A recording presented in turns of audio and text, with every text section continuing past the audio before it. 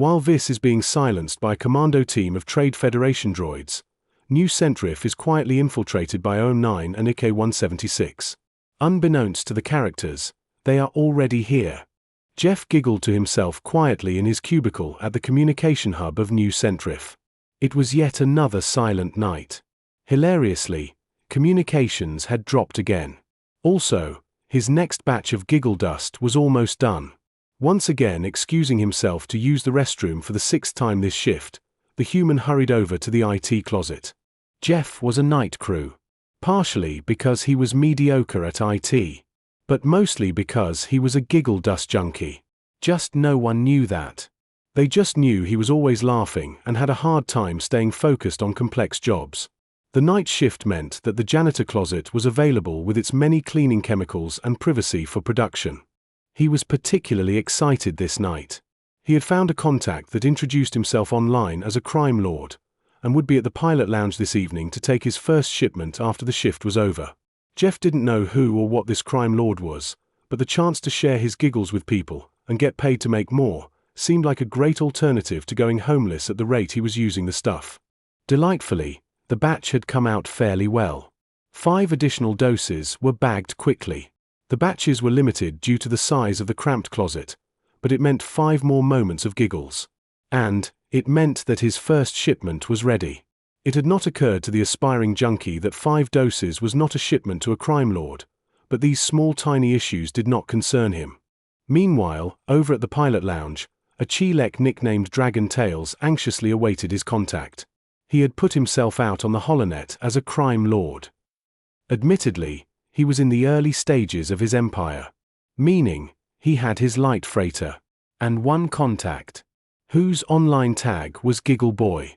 But Dragon Tails had big dreams, big plans, and a leased ship to make them come true. Naturally, he was highly anxious and not hiding it well. In the same lounge, the paranoid Duros scientist named Lob Jabwa was deep in his research. Buried in his datapad, he was oblivious to the Boonta Eve pod race playing on the big screen at the bar. The pilot lounge was the seediest inn located in New Centriff, meaning it was fairly clean because of Naboo's standards. Lob was too busy with critically important research to engage with the common folk, who would probably steal his work if given the chance. Or were corporate spies. Which corporation he was not sure yet, but Lob knew that crooks were after his work.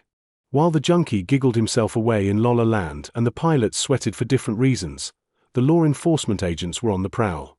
They had picked up local chatter about giggle dust and a new crime lord operating in New Centriff. Their boss was off playing hooky and watching the latest pod racing game. The first officer is named Falere. A Chilek was unusual on the force. When Naboo first joined the Republic about 50 years ago, her parents had moved here to escape the low quality of life on their home world. Fresh out of the academy and eager to help make life a better place for the people of Naboo, she was dewy-eyed and ready to hunt down this new drug ring. The second officer is a native to Naboo. Jaheira has been on the force for some time. Long enough to start realizing that the straight and narrow was not what she had been seeking this whole time. The career just kind of happened. But a chance to get in on a drug ring was tempting. The third officer was of the most unexpected variety.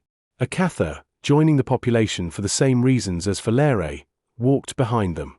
She was a personal favorite due to her willingness to do any job. Being highly athletic and weighing 300 pounds of muscle didn't hurt either. She was affectionately nicknamed Kitty Meow Meow from her early hazing. All 3 officers looked at the sole spaceport inn of New Centriff. The pilot lounge seemed like a logical place to start. They were all fairly new. What they lacked for in experience they made up for with enthusiasm. Steeling themselves, the 3 officers walked into a bar. Lob doesn't see anything but his work. Dragon Tails, however, has been building up the severity of the situation in his mind. Replaying episodes of Outer Rim Cops from the holonet in his mind, he realized that somehow, despite all logic, a team of commandos would be coming in the front door to get him. It was illogical. He knew he had not shared too much online. They had been discreet, well, not really, but he thought they had been. So nothing bad could possibly happen. As soon as the door opened, a team of highly equipped and trained commandos entered. Impossibly, they had found him. They seemed to stare right into his soul, scouring the depths of his guilty conscience. They probably knew about the candy bar he had stolen when he landed, and that his papers were out of spec. They also knew that someday he would be the crime lord he dreamed of being. Bombing his role, the character stares at the officers in dismay. In turn, the officers notice that everyone is normal except for a Chilek that is staring, sweating out his body weight in moisture, and about to have a panic attack based on his shivering leku. Deciding they should ask if he is okay, they start walking over to him. Dragon Tails tries to act calm but instead loses the last shred of his composure. He suddenly bolts for his room. Surprised, but with faster reflexes than the lemming who was clumsily pushing tables and chairs out of his way, the officers pursued. Dragon Tails tried to save time by not slowing down and doing a quick half-wall run. Instead, his foot went through the drywall and tore out a big piece trapped around his ankle, slowing him down. Falere successfully did a wall run and bellowed at him to stop resisting.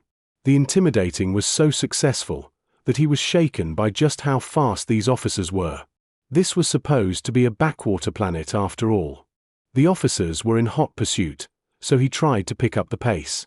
Instead, and here is a lesson in not rolling one's children, his pants fell down and trapped his knees, making him trip face first into the cheap carpet. With a terrifyingly deep meow, Kitty pounced on him, dropping all 300 pounds of enraged feline on the prone, terrified form beneath her. There was a loud crack, a muffled squeal of pain, and then Falere snapped binders on his wrists. Lob made a mental note that maybe he should watch the latest cop shows, because it sounded like he was there in the middle of it. Their quality had got much better. Uninterrupted, he continued his research. Dragon Tails was escorted out of the pilot lounge, dragging drywall and with pants down still, by the trio of anti-spice commandos. The Chilek crime lord struggled a bit, but mostly did it out of principle more than actually hoping to get free by some miracle.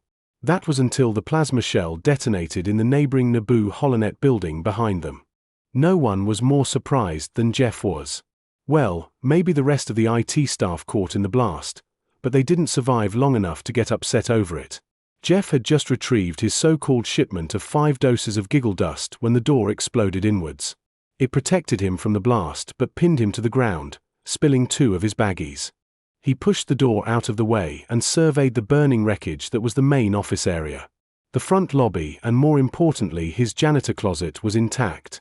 Giggling to himself in delight that his lab was safe, he spied the Trade Federation AAT cruising past the one remaining window.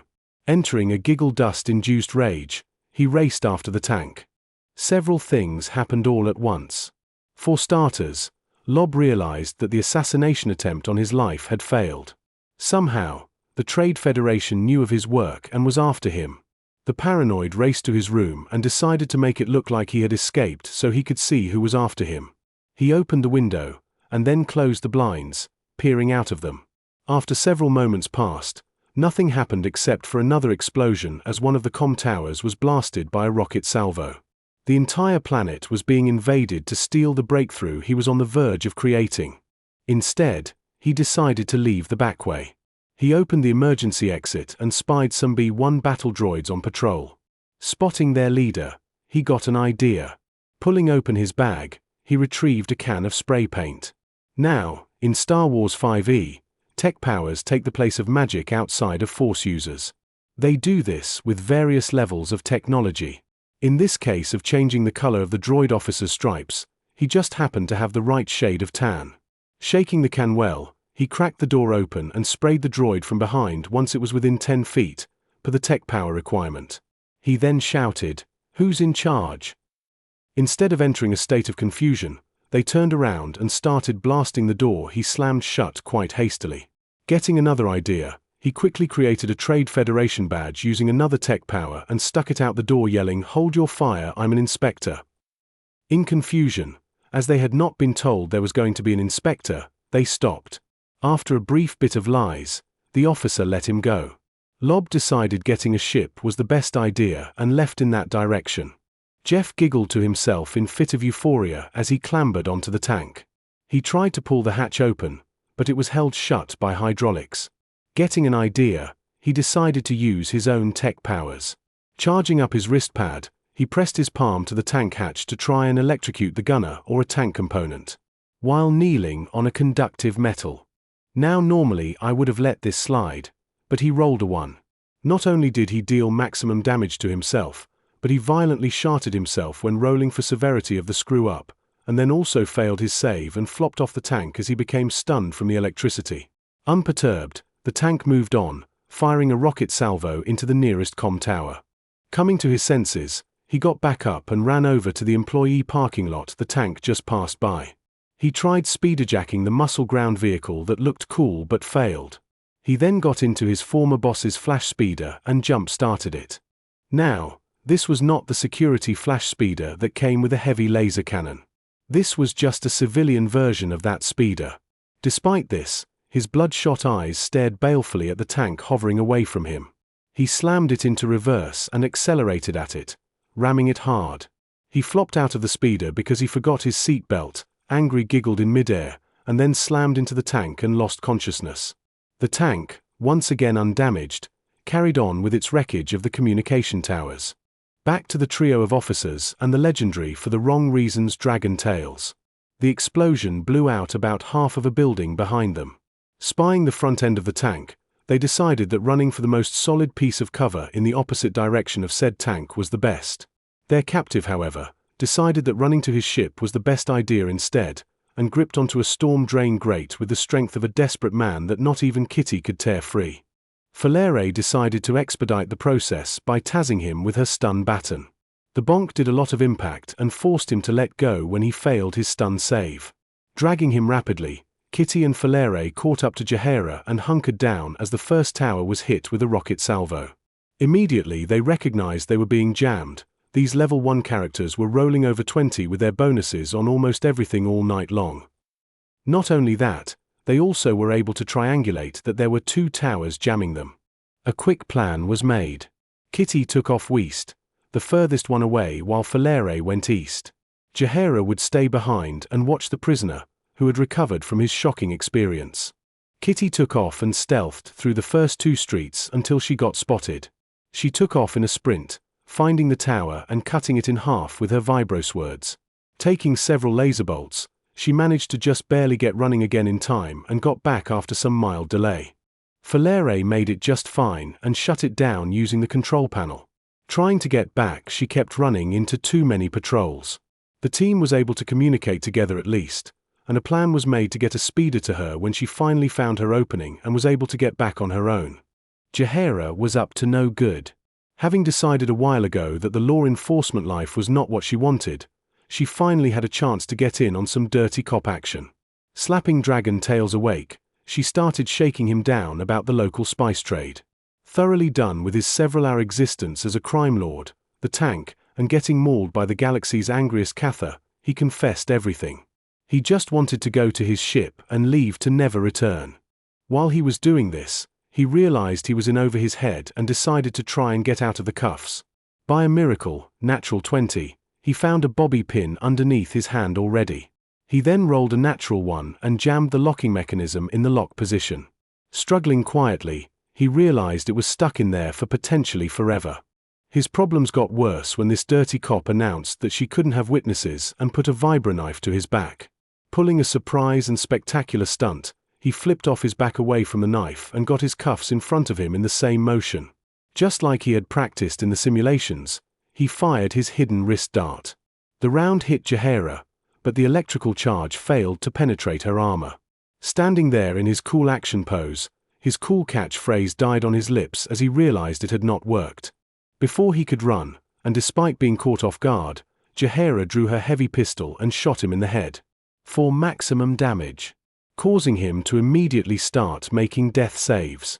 Looking at his blown of leg, the dangling bits Chi-Lek have on their heads, she shoved him and his missing appendage into the storm drain. After reporting the prisoner got away to her fellow officers, she got their patrol flash speeder running, picked up both of them, and fled towards the city of Parley in an attempt to warn thee that the Trade Federation were invading. The officers made it past the first street okay, but at the next intersection a destroyer droid shot them down. Crashing through it and then into a building, Kitty got knocked out. They were just at the edge of the city and were able to drag her between the 2 of them before they were found. They sheltered in a farmhouse and then proceeded to parley in a desperate attempt to get there in time. While the officers were fleeing, Lob was tinkering with the parked freighters. As in, breaking in, setting up a pre-flight path to orbit on a timer, and then moving to the next one. He wanted to create a diversion and see how good the anti-air system was in the area. He was only able to get 2 to take off and watched as fighters and AA weapons blew them out of the sky. Deciding to not use his freighter to die, he accepted he was stuck on the surface. He spied the loading dock, eyed the cargo cranes, and then got an idea. Taking control, he realized he could sling the container's short ranges like lumberjacks do. He grabbed a container, spun the crane around to pick up speed, and attempted to hit a tank on the other side of the burning IT building. The container flew as one would expect, dropping quickly and sliding through the burning building up to the IT closet. Then exploded. The paranoid Duros was caught in the blast and pinned with a giant piece of metal that went through his chest. He managed to stave of death for now.